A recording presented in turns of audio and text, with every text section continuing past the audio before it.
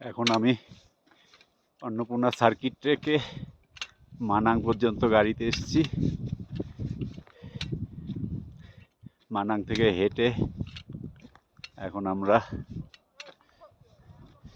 আমি চলে এসেছি অন্নপূর্ণা বেস ক্যাম্পে। অন্নপূর্ণা বেস ক্যাম্প না, তিলেচুলা বেস ক্যাম্পের খানিকটা আগে। এই জায়গাটার নাম একটু পরে বলছি। অপূর্ব সুন্দর এখানকার বিউটি।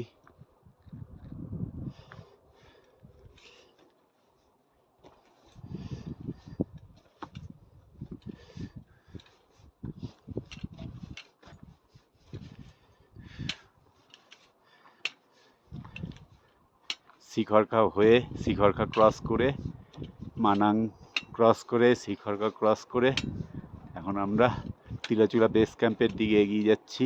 ওই উপরে দেখা যাচ্ছে তিলেচুলা বেস ক্যাম্প। তারপরে ওখানে আমরা রাত্রে থাকবো।